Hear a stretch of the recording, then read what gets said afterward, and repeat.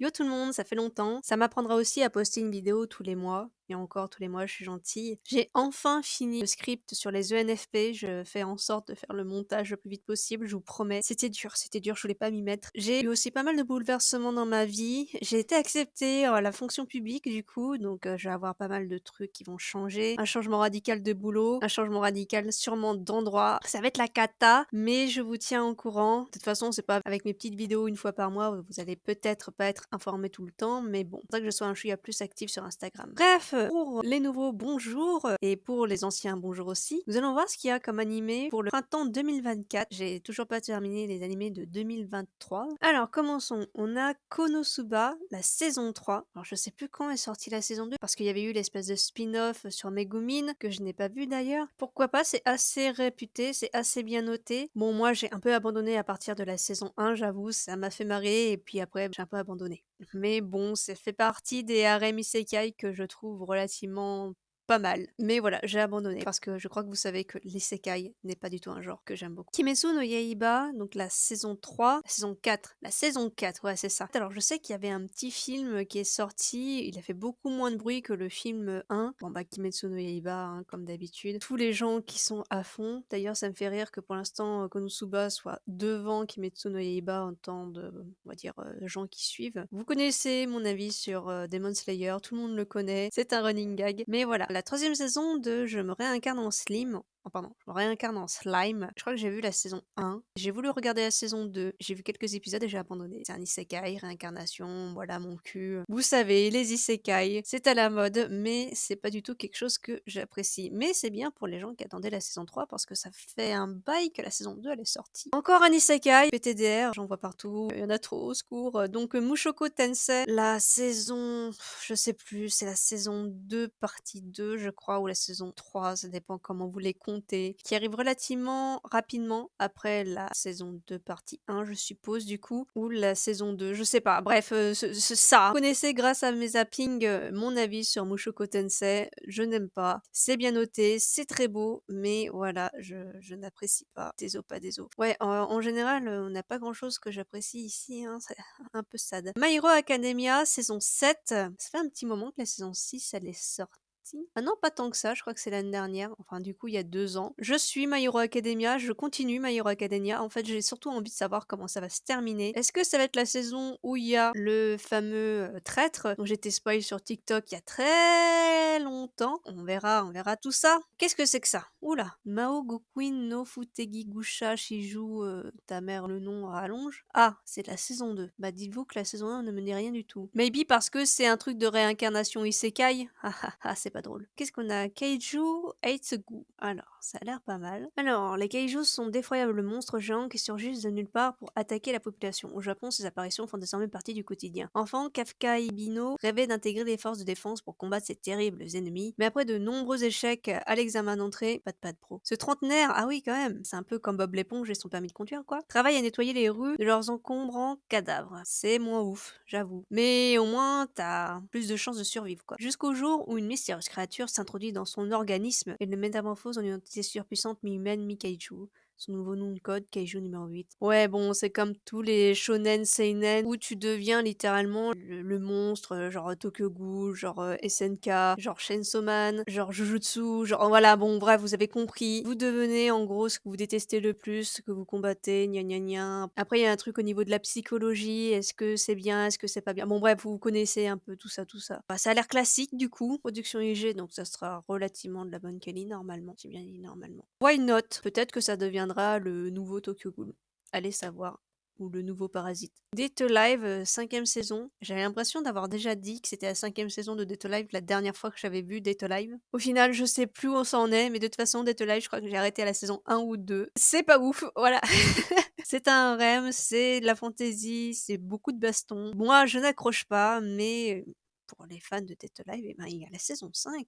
Nice. Okami Toku Shirinryu, Merchant Meets the Wise Wolf. Alors, New Anime Project for Okami, ok. Mais le truc, c'est que je crois que c'est sorti en 2012-2014, il y a eu une saison ou 2 de Okami et moi ça me surprend en fait que soit c'est un remake, soit c'est la suite, enfin peu importe, mais que ça soit remis au goût du jour après plus de 10 ans en fait, ça me choque-barre un peu quoi. Mais pourquoi pas? Parce que quand j'étais petite, j'ai vraiment aimé. C'est une sorte de seinen avec un peu de romance, c'était vraiment pas mal, enfin de ce que je me souviens puisque, hein, il y a plus de 10 ans, ça commence à remonter, hein, les souvenirs les gars et pourquoi pas? Je pense que je vais me le mater. Mahou Coucou no Retusei, 3e saison. Deuxième saison était sortie il y a un petit moment, je dirais 2-3 ans maintenant et la première saison, je crois qu'elle datait de 2016. C'est Classroom of the Elite avec des super pouvoirs. J'avais bien aimé la première saison, je me souviens. La deuxième, je sais même plus si je l'ai maté, je vous avoue. Je me souviens plus de grand-chose, hein, je commence à devenir vieille. Peut-être que je me materai la troisième saison, puisque la première, j'avais pas mal aimé, mais bon, ça commence à remonter, hein, 2016. Hein. Yulu Camp saison 3, ah, c'est trop bien Yulu Camp. Je crois que c'est le genre de truc, slice of life, où tu t'en lasses quasiment pas, en fait, parce que à la fois, c'est souvent la même chose, à la fois, tu te dis, tu poses juste ton gros cul devant des meufs qui font du camping et qui profitent de la vie. C'est cool aussi. Tu poses ton cerveau, tu te dis, ah, c'est bon, je vais regarder un truc sympa, je vais pas me prendre la tête. Et voilà, ça suffit. Bref, je pense que je vais mater ça. En plus, il y a un WAF! Alors, le Girls Love Sasayaku Yu Nikoi wo Utau. Donc, je mettrai ça, hein. C'est si rare de voir des Girls Love aussi haut d'ailleurs, hein, quand même. Hein. C'est quand même pas mal. C'est toujours intéressant. Ça se trouve, ça sera nul, hein, mais ça se trouve, ça sera très bien. On sait jamais. Ensuite, qu'est-ce que c'est que ça? Sentai Daishikaku. Comme ça, on dirait beaucoup Kill la Kill, mais c'est juste comme ça. Hein. Les 5 Dragon Keepers et leur escadron sont la seule ligne de défense de l'humanité contre l'armée maléfique qui tente de conquérir le monde. C'est vrai que ça fait très shonen, très exagéré. Du moins, c'est ce qui est dit à la télévision. Ah! La télé. En réalité, cela fait 12 ans que les envahisseurs ont capitulé face aux injustes. Ah ouais, la télé, elle en dément pas. Face aux justiciers de la Terre, ces troupiers sans chef ne sont désormais plus que des faire-valoir condamnés à enchaîner les défaites devant les caméras tels que des pantins indignes du titre de méchants. Ah, ça commence à devenir un chouïa plus intéressant. Pourtant, après la millième défaite des pseudo-envahisseurs, un des troupiers va jouer les éléments perturbateurs. Il brave les interdits et infiltre le grand escadron, décidé à anéantir de l'intérieur les imposteurs que sont les Dragon Keepers. Bah, au début, je trouvais ça un peu pas ouf et au final, ça a l'air... En fait, ça a l'air drôle. Enfin, j'espère que c'est drôle. En fait, j'ai envie de savoir ce que ça vaut. Why not, du coup? Ibiki Funium saison 3, après des millions de films, on a enfin la saison 3. Enfin, enfin.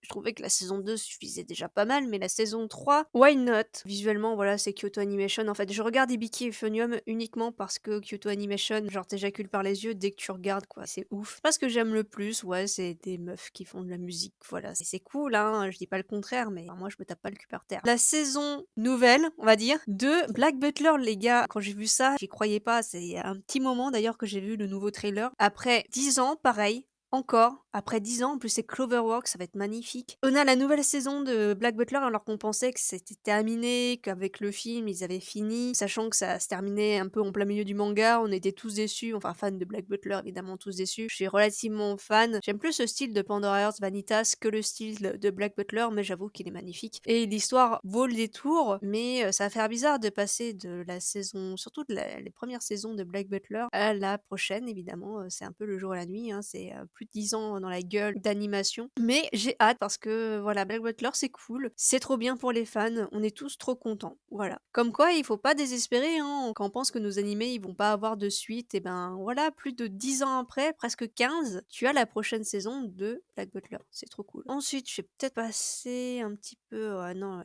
ça fait un moment en fait qu'on n'a pas vu de trucs nouveaux. Parce que là, je parle que de trucs que je connais. Alors ça a l'air d'être tout pipou, school life, romance et tout ça. Quand un après-midi d'hiver enneigé, Otaru tend son parapluie à Ananoi, un de ses camarades de lycée qui vient de se faire larguer. Elle n'imagine pas encore que c'est le début d'une nouvelle histoire. En effet, ce garçon de la classe d'à côté débarque le lendemain pour lui faire une déclaration d'amour. Putain, il y va vite, hein, le petit bonhomme quand même. Hein. Elle t'a juste filé son parapluie. Hein. Alors qu'il ne la connaît pas vraiment. Oui, je confirme. Déstabilisée, elle finit pourtant par accepter d'essayer de sortir avec lui jusqu'à Noël. Quand tu fais ça par dépit, par obligation ou par pitié, c'est pas ouf.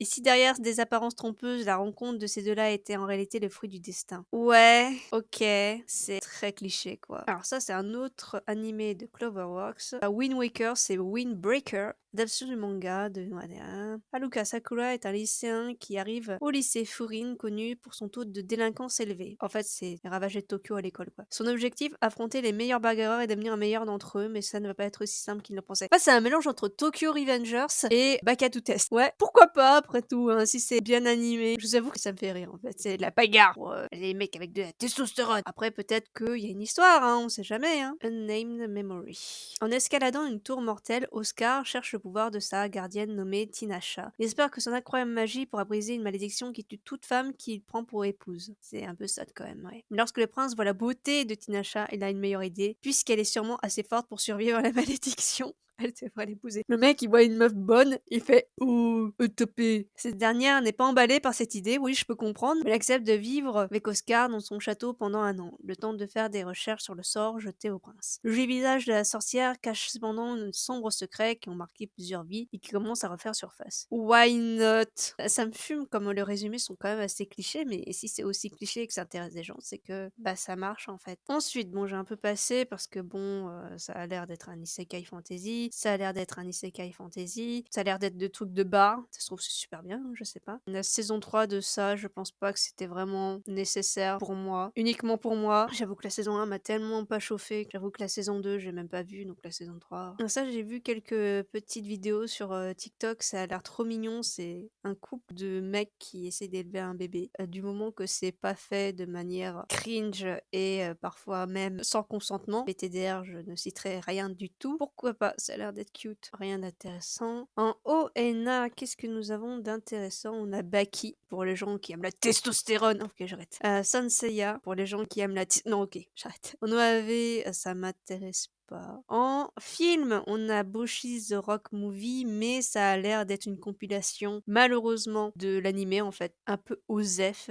Ça a l'air d'être un spin-off du coup sur Nagi. Why not? Si c'est vraiment un spin-off et pas juste une compilation de l'animé. Code Geass, ça fait un moment que ça continue, mais bon, ça fait un moment aussi que j'ai arrêté. Code Geass, premier du nom, m'a amplement suffi. Look Back, qu'est-ce que c'est? Fujino est une adolescente qui dessine des mangas pour le journal de l'école. Son art fait d'elle la star de sa classe, mais un jour, elle apprend que Kyomoto, une élève qui refuse de venir à l'école, aimerait elle aussi soumettre un manga pour le journal. Ça a l'air d'être très très très très classique. Mais pourquoi pas? Et voilà, rien d'intéressant. Gintama, ça fait bizarre. J'ai plus l'impression que c'est un Disney qu'un truc de manga, mais bon, pourquoi pas. Et en spécial, nous avons rien. Bon, la vidéo est relativement longue déjà. Qu'est-ce qui vous intéresse, vous, personnellement? De mon côté, j'avoue qu'il y a pas mal de suites qui sont intéressantes. Niveau nouveauté, personnellement, j'ai pas vu grand-chose. Est-ce que vous êtes hype pour la saison 4 de Kimetsu, ou de Konosuba, ou de Mushoku Tensei, ou de My Hero Academia? Enfin bref, il y a plein de trucs, en fait, c'est des suites. Donc voilà, je vous tiens au courant de ma petite vie à travers ce genre de vidéos, j'avoue, parce que je suis pas très très active sur Instagram, puisque j'ai déjà mon Instagram en tant qu'artiste. Je vous fais de gros bisous et je vous dis à bientôt pour une nouvelle vidéo. Merci aux tout nouveaux abonnés qui viennent en fait. Moins je poste de vidéos et plus j'ai d'abonnés, donc du coup ça me fait plaisir quand même. Je vous fais de gros bisous et salut!